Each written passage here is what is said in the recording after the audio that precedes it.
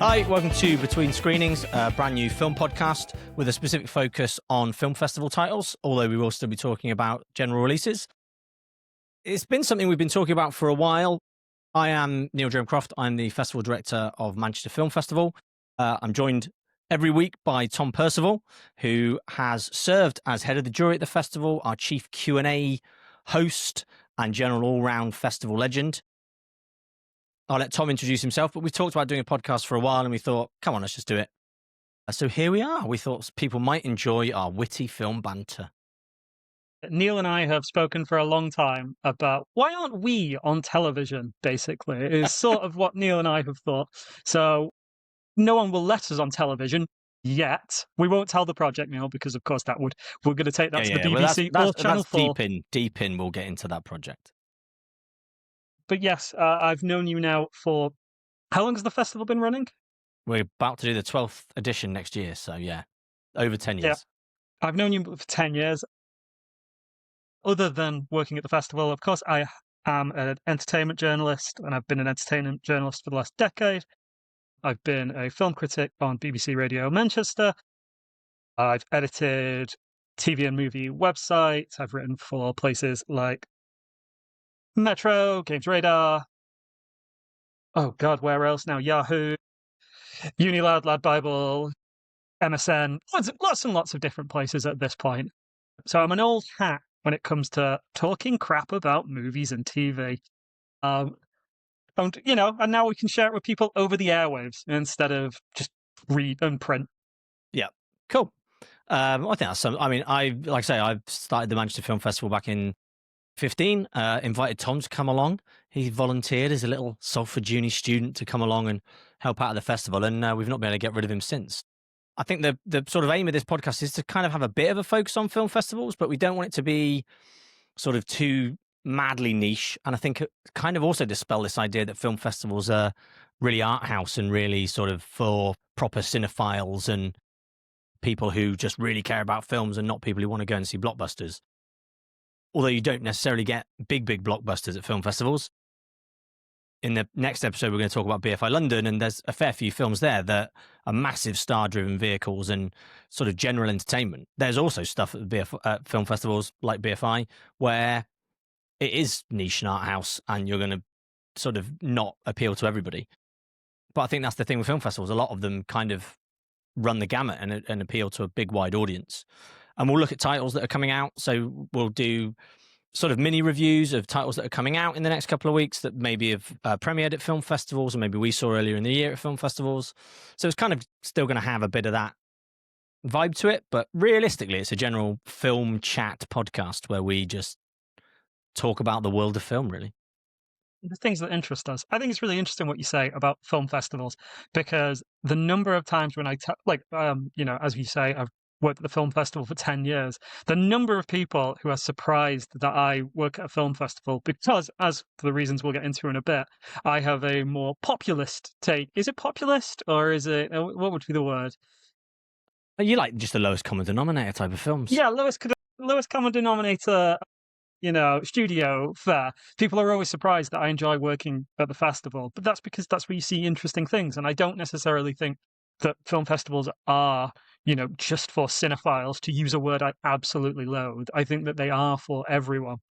And obviously the reaction we get every year at Manchester Film Festival is how surprising people are, how sort of like unpretentious we try and be about it. And, we try and just talk about movies we like and say what we think is good and maybe occasionally what we don't like. But, taking sort of like, taking that elitism out away from festivals, which I think sometimes it can get because they're expensive to go to, because they're quite often the big ones are in different countries. I think it's nice to talk about film festivals in a slightly more relatable way, in a slightly less snobby way, maybe.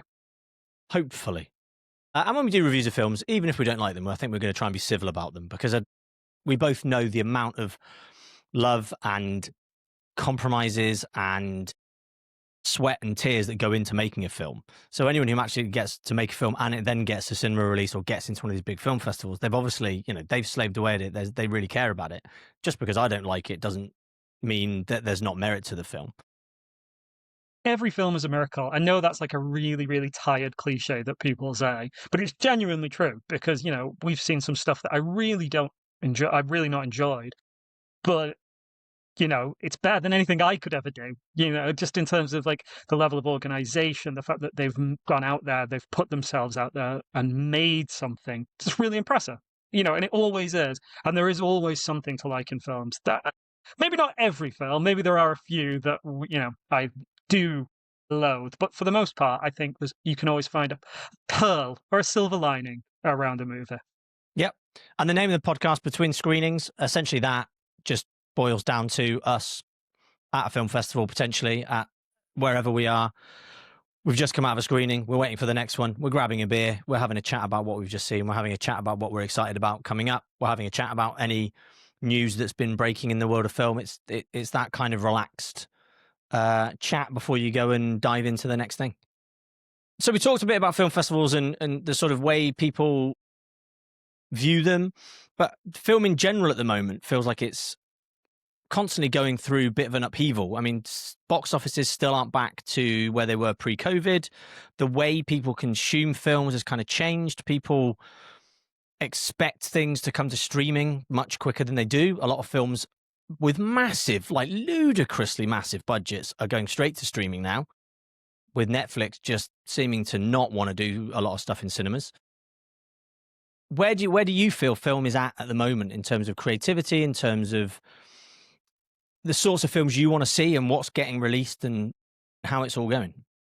So I think film is in a really strange place where you get a lot of people, and especially journalists, saying it's the end of film as we know it. Like film is over. Like friends of mine have said to me, like things like The Electric State that came out on Netflix herald the end of cinema. A $250 million movie, that just goes straight to streaming and is not very good, shall we say?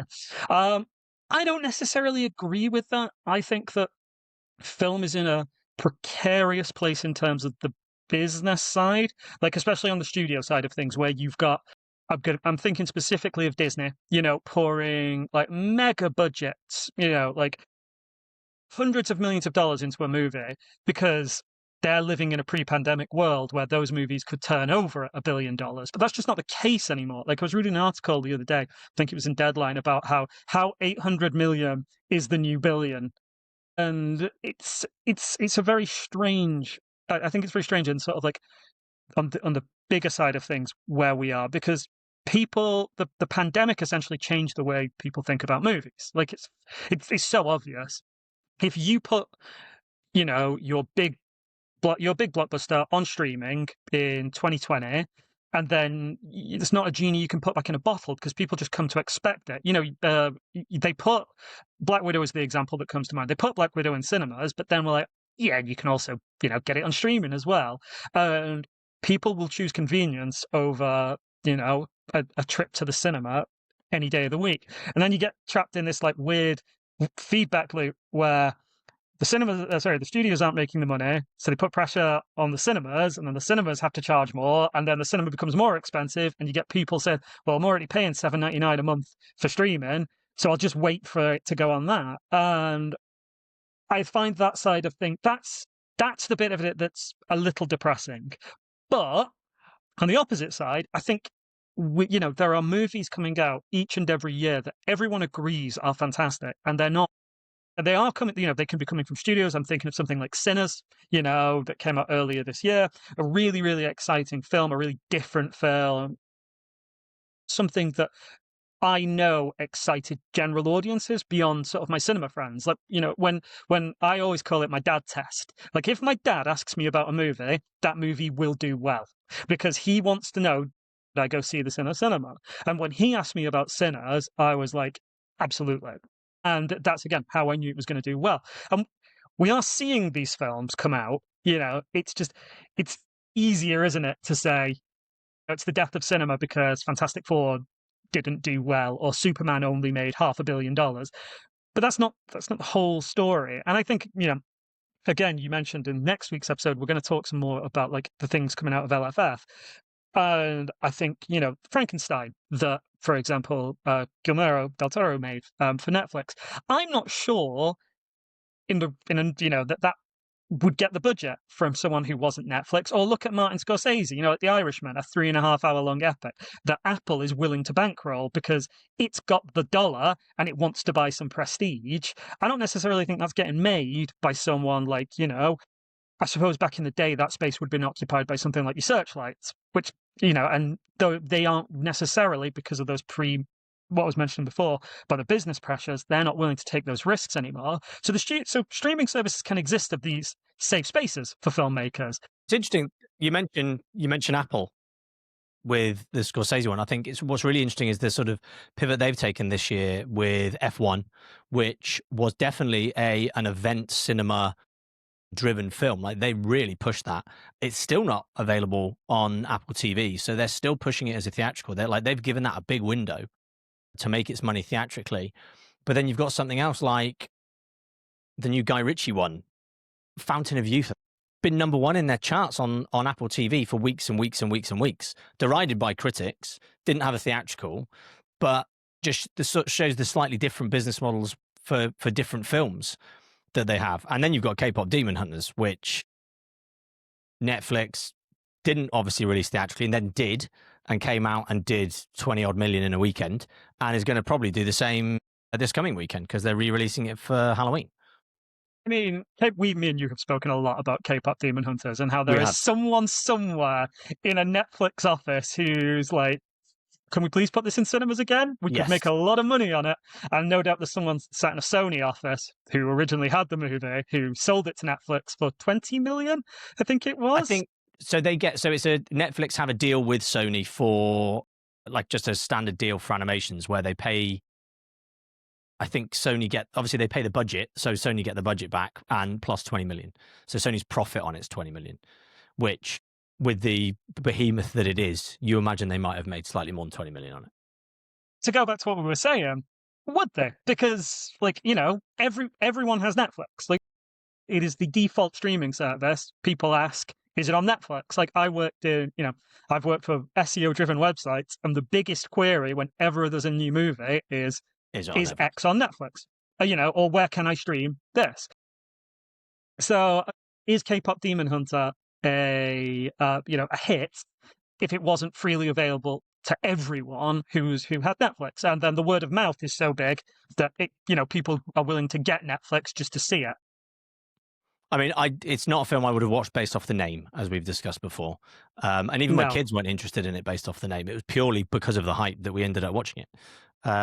So yeah, it's definitely things that I think there's different strategies for each film. And I think the thing that the trades and the industry like to talk about is this sort of death of the mid-budget movie. So your sort of $30-40 million film that's just not making money. And I think it seems to be this year that those are the films that are doing well. So like you say, Sinners, Weapons, these films that are mid-budget, but then doing big multiples of their budget, making money. But then you've got something like One Battle After Another, which is absolutely loved the film. Huge budget though, 100 plus million budget. So suddenly it's got to take back 400 million theatrically to be a success. It's probably not going to get anywhere near that. But you've got something like Sinners, which only really needed to do like 120, 150 million to be profitable and be seen as a success, and does way above that.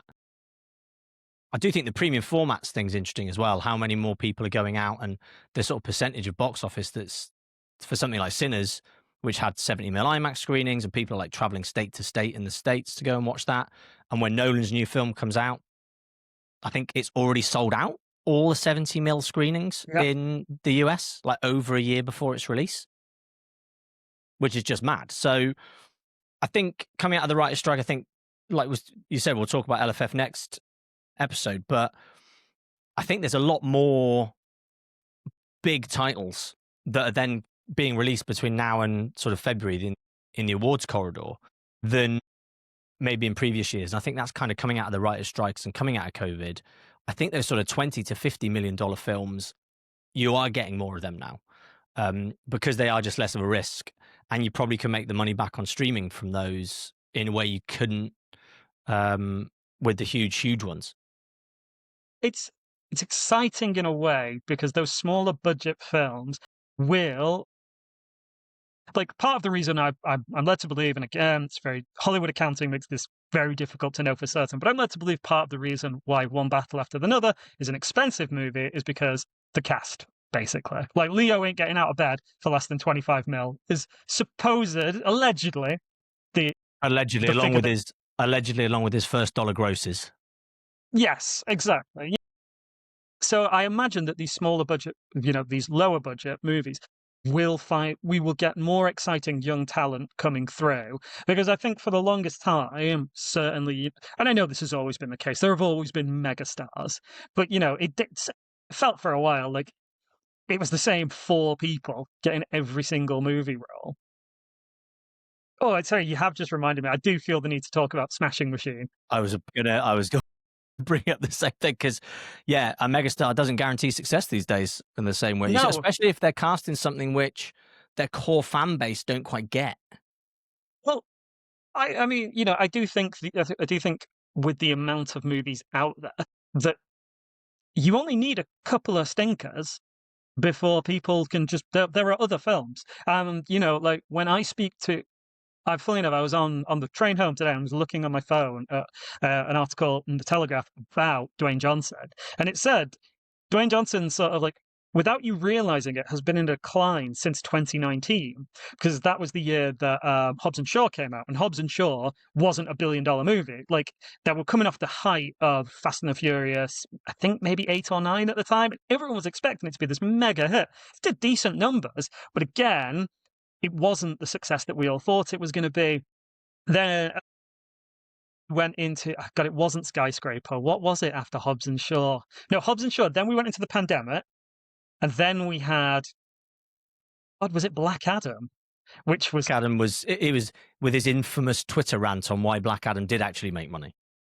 I mean, just crazy stuff, and I think it damaged his brand in such a way that, and he feels the need to go and do something like an A24, like prestige film. I know we're all joking that he just wants to win an Oscar. I think that is part of his plan, but I don't think he thought, I think it was far more, I need to do some damage control on who I am as a star right now. To be fair, because if I'm not, from what I've read about money, from what I've read about Smashing Machine, he took a massive cut in pay to do it. Like he wasn't commanding his normal figure. He made sure Emily Blunt got paid her normal figure for it. So I think she got paid significantly more than him for the film. I think it's a shame it didn't do as well because it's not a bad film. Like I enjoyed it. It wasn't as good as I hoped it'd be. I think his performance in it is really, really good. I don't think the complaints about the film come down to him. I think most of the complaints about the film come down to the direction and the script and maybe not focusing enough on the drug addiction and on the friendship or the relationship with his girlfriend. It kind of tried to do a little bit of everything without delving properly into anything. But a lot of the reasons it was getting like low cinema scores coming out in the States was because 18 to 35-year-old men who were the prime audience for the Rock stuff were coming out and being like, what was that? That was all a bit weird and slow and arty. It wasn't what I wanted. I wanted him just beating people up. no point did he crash a car. What's the point of it? Exactly. But the good thing is his next film is, another highbrow film in Moana, the live action remake, where he plays I can't wait. A mythical Maui. I can't wait for Moana, the live action movie. That is, you know what? We were talking very positively about how I think cinema is alive. Cinema is dead when it comes to those live action remakes. I cannot stand them. So that's a topic for another day. Yes. But I genuinely cannot stand those movies. No, fine. Right. Well, let's talk about the films we can stand. So what have you been watching recently? Like, what have you seen recently that you've really enjoyed? Maybe something new, something old. What have you watched? So I've seen 2 movies recently. First, I was very excited about, which was The Black Phone 2. Yeah, obviously, I've not seen that, and I won't because I have no interest. More for you, because I don't know if you I don't know if you've seen the first Black Phone, the Scott Derrickson. Anyway, okay. Well, it's basically a horror movie. The original's a horror movie about a serial killer who kidnaps children, locks them in his basement, and the kid can speak to ghosts and he turns the tables on this serial killer played by Ethan Hawke, and it's really, really chilling. It's quite a tense movie. There are supernatural elements, but for the most part, the thing is a kid locked in a room with a serial killer. Anyway, at the end of the Black Phone, he kills the serial killer. And the sequel is the ghost of that serial killer coming back to murder him. And I know Okay. we're going to talk about like where our tastes differ on these things, and this seems like a perfect example. But I love that. Yeah. I love it when they were like, well, we can't because one of my favorite movie franchises of all time is the Halloween movies, which have to keep on finding ways to bring back Michael Myers. And Scott Derrickson just went, no, I'm not going to bring him back. He's a ghost now because you want to see him as a ghost. Well, I think that's fine. I think for me, that's you're not as long as you're not breaking the law you've created. Then I think that's fine. Like if you set up a law, if the kid can see dead people, then why couldn't he come back as a ghost? That's you're not. It's not It's not like an outlandish conceit, is it? Oh, exactly. You know what? They're not going to Is watch it. it? No, I know you're not. I know it's not your. I know it's not your vibe. But you know what? I found it creepy. I found it quite. I would never say that I was absolutely terrified by it, but it was one of those films that, as you're watching it, you were just like, "This is an impressive genre piece." Like the type of thing that you just, again, you don't really see anymore. Like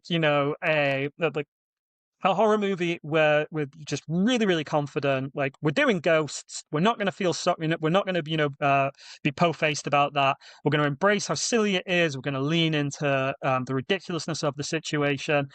It's done with a few more deaths. Like it's not really a slasher in the way I expected it to be. And I think as a result, the threat is quite minimal. You never really get the feeling that the kid's in danger because the ghost can't, the ghost is never going to kill him, but it doesn't kill any of his friends either. You just find yourself thinking, oh, you know what, I wish this was a little bolder in that way. However, Ethan Hawke, always good value. He's always good. And yeah, exactly. And there's something quite creepy about little kids being hunted by ghosts. I had a good time with it. It was a rare cinema trip these days to a public screening where everyone was having a good time with it, like, yelling at the right moment, no bad behavior. But, a solid 3 or 4 out of 5. I mean, which is all you can ask for a film like The Black Phone 2, I'd imagine. Like I say, I've not seen that one. I know there is a film we've both ourselves seen recently. So I went to the cinema last week with my brother because my brother was off work and I was free and hadn't seen him in a while. And I said, "Oh, what are you going to see on Friday?" And he was going to see I Swear. And I'd seen that it was coming out. And I didn't know a huge amount about it. I'd seen the advertising for it. Didn't have a particularly big interest in going to see it, but I went to watch it with him and I was absolutely blown away. And I've been telling basically anyone I see, I would advise going to see it because it was absolutely fantastic. It was funny because, for those who don't know, it's a film about someone with Tourette's. I think I'm old enough to actually have seen the original documentary about him back in the sort of /early noughties when the sort of public didn't really know about Tourette's. So it's about this boy growing up in Scotland. Heart-wrenching, especially the early parts of the film where you see him as a teenager just starting high school and then shouting obscenities at the headmaster, who then just canes him, and his parents think he's just messing around. Everyone just thinks he's just being an idiot. And then it goes to him as an older man and sort of shows him coming to terms with it and the people who are kind to him, and him then carrying on and educating the world about Tourette's. And like I said, I didn't have a huge amount of expectation going in, but I must have cried at least 3 times during the film. And I'm not one for crying in the cinema, but yeah, at least 2 or 3 times I had genuine tears rolling down my face watching it, because I just found it really sort of moving and joyful and hopeful, and it just was. I just thought, and the lead performance, he really commits to it, and you don't feel like it's someone pretending to be someone with Tourette's and sort of having to force it. It's really, really a fantastic performance. I've seen it as well, and I completely agree. I think the opening is genuinely one of the most heartrending things I've ever seen.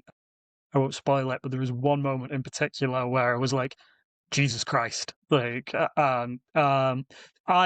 I found myself more moved by the sequence of him as an adult, where his mother, by this point, has been living with him and Tourette's for, I think, 13 years, and she is completely ground down by it and has no patience for him, and it's hollowed him out as a person.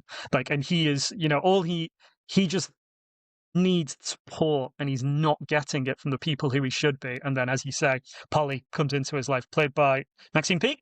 Yep, the wonderful Manchester's own Maxine Peake, or Salford's own Maxine Peake. Manchester can't have her. It's from Salford. She she comes and she like gives him what he's always needed. And as you said, at points was genuinely in tears watching it. I think it'd be hard not to cry. And it's a really interestingly structured movie because it obviously begins with him getting the OBE. So you sort of know everything's going to be fine, but Yes. then you get to see how harrowing his life has been. But yeah, as you say, I think the central performance is incredible because I think it's so easy with something like that for it to feel like parody or someone putting on. But you can tell it's sensitive, and he's put the work in to sort of like you never get the feeling he's impersonating someone with Tourette's. And I learned a lot about Tourette's watching it as well, like because you just don't know. I presumed that everyone who had Tourette's swore, and the movie taught me I could not be more wrong. Nope, I think so. Yeah, wide gamut. So yeah, it's one I'd definitely suggest seeing. And amazingly, it's still in cinemas. So for a film like that, a sort of 2 hour long drama with not a big marketing budget or anything behind it, I was looking at cinema times for Friday to go and see something. I wanted to go and see After the Hunt, but that's out. That's gone. My Mm. local multiplex After the Hunt has done a week there of like 2 screenings a day, and then it's gone. Whereas I swear, still doing 5, 6 screenings a day there, even into next week. So that's been out of the cinemas for 3, maybe 4 weeks come Friday, and still going strong. So word of mouth on it must be really propelling it. I think it's one to look out for BAFTA award season. I definitely think come BAFTA, yes. I don't see it doing much more than that, but I think come BAFTA, people will. That's one. I'm trying to think if I can say that we got that through. My partner is part of an awards body, and we managed to see that through the awards body, and it went down well in the room, is what I'd say. Yeah, I didn't. So I just saw that at my local multiplex. I am a BAFTA member, as you know now, Tom. So I get invited to lots of screenings and stuff now, which is always exciting. Unfortunately, they're all in London, and I'm in Manchester. But yeah, I mean, it's one that I'll be looking out for, especially the lead performance. I think I'd be Robert surprised if he's not getting some sort of nomination for that, whether it be at Robert the Biffers or the BAFTAs. Robert Aramayo, that's his Yes. name. Yeah, genuinely really impressive. And I thought he was Scottish. No, he's from Hull. Yeah, So amazing. yeah, Yeah. So a Scottish friend of mine, I was talking to her about it because she was like, "Have you seen I Swear?" Because she just wanted to talk to someone about it who'd seen it and knows that I go to the cinema all the time. And she was again blown away by it. She was convinced he's Scottish. She's from Glasgow. She was utterly convinced he was Scottish. I was like, "No, no, no, he's English." She's like, "No, don't believe you. That's too good an accent for." She's like, Maxine Peake's accent wasn't great, but his was amazing. I know we were complimenting Maxine Peake earlier. I did think at times her accent did cross the line into a little bit of okay. We can let her off. Yeah. And Peter Mullen in it as well is also fantastic. Yes. And just in contrast to that, at the weekend I watched Funny Girl with my daughters because we are a very musical household. So musicals are on constant rotation. We'd not watched Funny Girl yet. So a nice bit of 1960s nostalgia. Also nice that my kids like watching old films. So they really, really enjoyed it. It's interesting.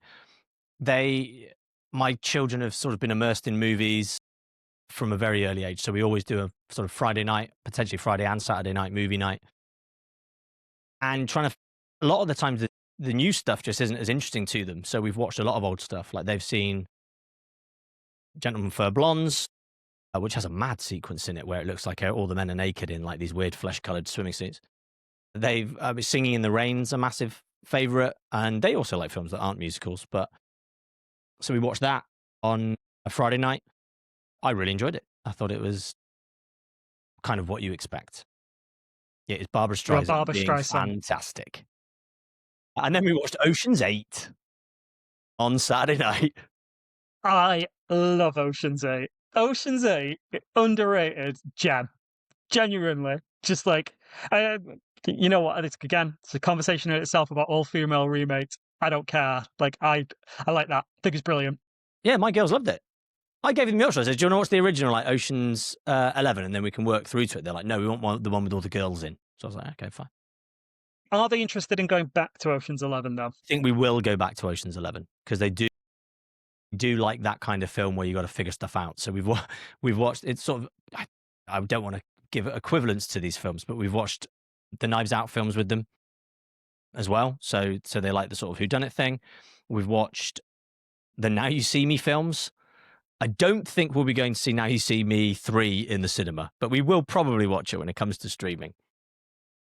I need to talk about Now You See Me because I thought we'd all agreed that those movies were tosh, right? I thought we'd all I think agreed. the general consensus after the second one was it was bad. Yeah, But apparently apparently not.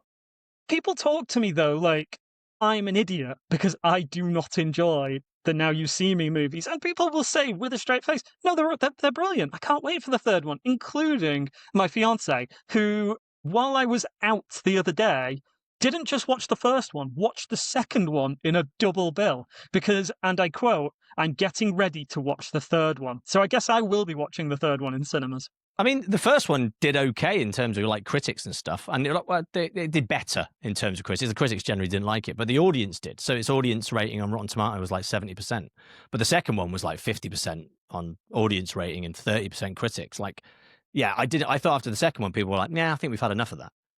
I'm assuming it must have done well at the box office.